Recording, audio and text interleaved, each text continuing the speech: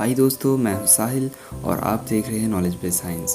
दोस्तों, आज हम जानेंगे ब्लैक होल के बारे में बहुत ही मज़ेदार फैक्ट्स जो आपको ज़रूर चौंका देंगे। सो वीडियो बहुत ही इन्फॉर्मेटिव होने जा रहा है, तो वीडियो को लास्ट तक ज़रूर देखें और चैनल में नए हैं तो चैनल को सब्सक्राइब करें और बेल नोटिफिकेशन को ऑन करें ऐसे ही और इन्फॉर्मेटिव वीडियो के लिए। तो चलिए शुरू करते हैं। दोस्तों, ब्लैक होल क्या है? अगर आप बहुत सारे मैस एक बहुत से छोटे स्पेस में कंप्रेस करते हो तो वो एक ब्लैक होल बन जाता है। सुनने में थोड़ा वियर्ड लग रहा है, राइट? वेल, अगर हम मैथमेटिकली कहें, कुछ भी चीज़ ब्लैक होल बन सकती है। मैं, आपका फ़ोन, आपका कंप्यूटर, हमारा अर्थ या फिर कुछ भी। किसी भी ऑब्जेक्ट का ऐसा एक स्टेट है जिसमें अगर उस ऑब्जेक्ट का एटम का बीच का स्पेस यानी एम्प्टी स्पेस निकाल दे तो उसका डेंसिटी इतना बढ़ जाता है कि वो एक ब्लैक होल बन जाता है। ऑब्जेक्ट का इस मैथमेटिकली स्टेज को कहते हैं स्विज़र्स चाइल्ड रेडियस। तो अब हमें आइडिया है कि ब्लैक होल क्या होता है। तो अब डिस्कस करते हैं कि ये ब्लैक होल क्या है और कैसे बनते हैं। तो क्योंकि सारा मैस बहुत ही छोटे से स्पेस में कॉम्प्रेस हो जाता है, तो आप इमेजिन कर सकते हो कि उसका ग्रेविटी कितना ज़्यादा होगा।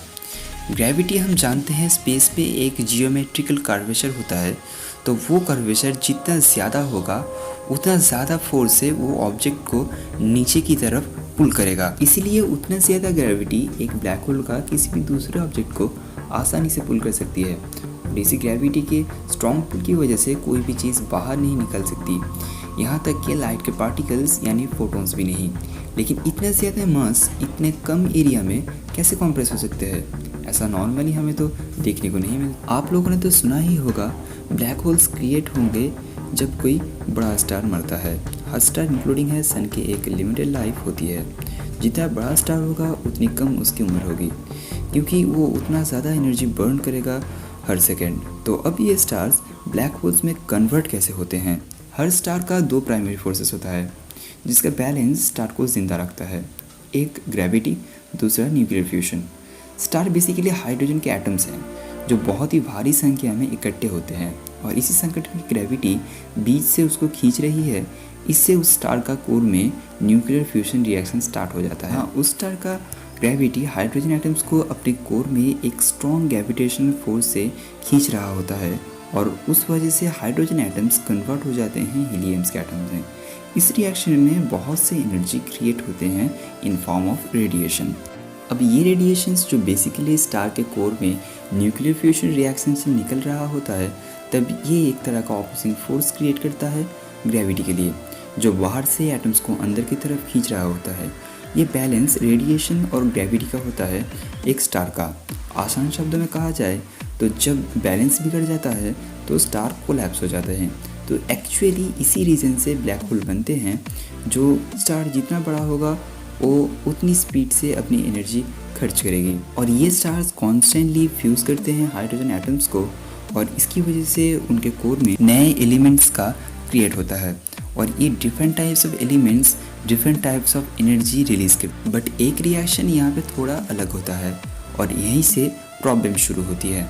इस रिएक्शन में आइटम्स कन्वर्ट होते हैं आयरन यानी लोहे में और ये आयरन उस स्टार के कोर में जमा होता है और उस आयरन की वजह से वज़न इतना हो जाता है कि उस स्टार का बैलेंस पूरा बिगड़ जाता है और इस बैलेंस के बिगड़ने की वजह से वो स्टार कोलैप्स हो जाता है और आखिर में उस स्टार इम्प्लोड हो जाता है और पूरा का मास अपने कोर की तरफ खींच लेता है और वो बन जाता है यूनिवर्स का सबसे भारी एलिमेंट और ये बन जाता है एक न्यूट्रॉन स्टार या फिर सबसे बड़ा स्टार हुआ तो वो बन जाता है ब्लैक होल। ब्लैक होल का जिस जगह को हम देख सकते हैं उसको कहा जाता है द इवेंट होराइजन। ये डार्क ब्लैक इसलिए होता है क्योंकि हम पहले डिस्कस कर चुके हैं कि लाइट यहाँ की ग्रेविटी को स्किप नहीं कर सकी। अगर ब्लैक होल के ब्लैक पार्ट को कहा जाता है द इवेंट होराइजन, तो उस गड्ढे वाले पार्ट को क्या कहा जाता है? उसको कहा जाता है सिंगुलैरिटी। ये एक ऐसी चीज़ है जो बहुत ही बड़ी मिस्ट्री है। हमें ये तो नहीं पता कि उसके अंदर क्या है, लेकिन हम इमेजिन कर सकते हैं कि उसके अंदर सारा मैस एक इन्फिनिटी में मौजूद। अगर हम ब्लैक होल में कूद जाए तो क्या होगा? तो हमें देखेगा कि ब्लैक होल सारा लाइट डिसोर्ट कर रहा है और धीरे धीरे हमारा फील्ड ऑफ व्यू अंधेरे में कन्वर्ट हो रहा है। फिर हमें जो भी दिखेगा उसका आधा हिस्सा अंधेरा हो जाएगा और हम पहुंच जाएंगे जिसको कहते हैं दी फोटोस्फीयर। यहाँ पे ब्लैक होल लाइट को ना ही अंदर की तरफ खींच पा रहा है, ना ही उसको ऊपर की तरफ से गुजरने दे पा रहा है। इस एरिया में लाइट बेसिकली ऑर्बिट करते हैं ब्लैक होल। अब यहाँ पे एक मज़ेदार चीज़ हो सकती है, वो ये है कि लाइट ब्लैक होल को ऑर्बिट कर रही है। हम ब्लैक होल में अगर गिरते हैं, अगर उस वक्त हम साइड में देखते हैं तो हम अपने ही पीछे की तरफ के हिस्से को देख सकते हैं, क्योंकि यहाँ पे लाइट पीछे की तरफ से घूम के हमारे आंखों के सामने आ जाती है।